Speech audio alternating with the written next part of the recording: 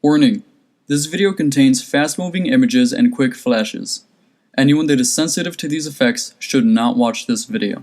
Hey guys, OPPOP29 here, and today I'm coming at you with a bit of a late Destiny video. I do apologize for the delay in this video, but I was trying to acquire all of the footage and try to edit it all together, and that just took me a long time for some reason. This video is pretty much showcasing to you a few of the Queen's Wrath bounties, at least the targets for them.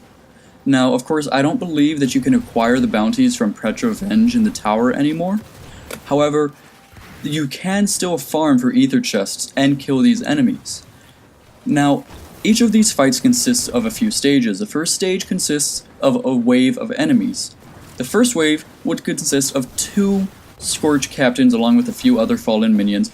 However, the Scorch captains are really the ones that you want to kill, because as soon as you kill them, much like the Blades of Crota during the Dark Below expansion, they will drop Scorch cannons. Now, Scorch cannons at first I thought were going to be really OP and really overpowered and just really annoying. However, I feel like Bungie really found a good balance between consumption and firepower. You really need to know how to conserve your ammo, because unless you land a direct hit or land a shot in between a cluster of enemies, you're not really going to be doing that much damage with them. So I feel like Bungie did a really good job with that. As soon as you land a direct hit on an enemy, it's going to be lights out for them. And if you land a big hit in a cluster of enemies, it's going to stagger them, allowing either your friends to come up and clean them up or let you put another round in them and just wipe them out completely. But back to the actual story here. Though each of these public events will spawn in the same areas, for example, Anchor of Light or Archer's Line or the Citadel, they will spawn in different areas in those areas. To elaborate, what I mean is that though my target may spawn in the Citadel near where the Axis Minotaurs spawn, yours may spawn closer to the back where the Harpies are, or down below where the public event starts. So generally, though they will start in the same general area, they will spawn in different areas within those regions.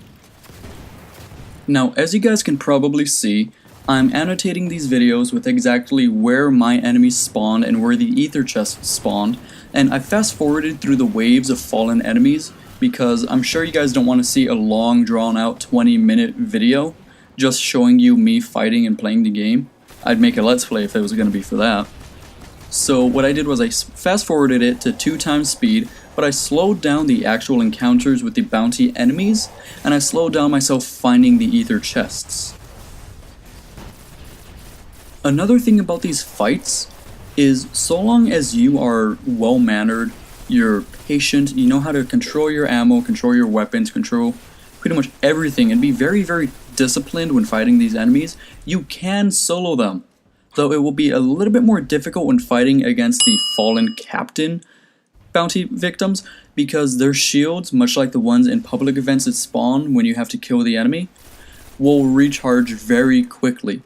Their shields are very powerful and they will recharge very quickly, so any delay in shots whatsoever, say you're reloading your weapon or you're charging up another fusion rifle shot, will allow those enemy shields to respawn completely.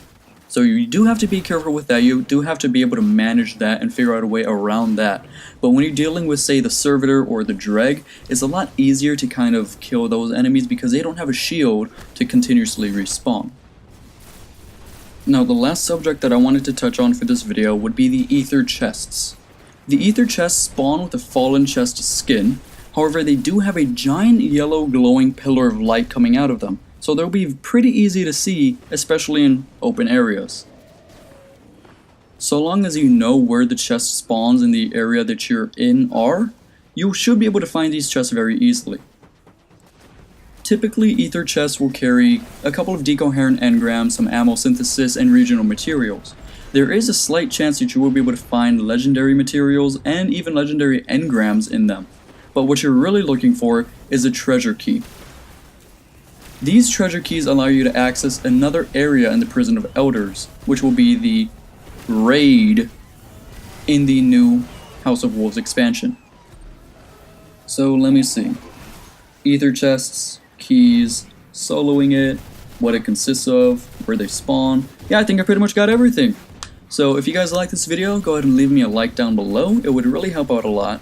If you're new to the channel and you like what you saw, go ahead and consider hitting that subscribe button because I'm sure there will be more on the way. And if you guys want to know anything else, if you want to know any more about the bounties or know anything else about the ether keys or anything, go ahead and drop me a comment down below. I'll be more than happy to answer you guys. Until next time guys, this has been OPPomp29 and I will talk to you later.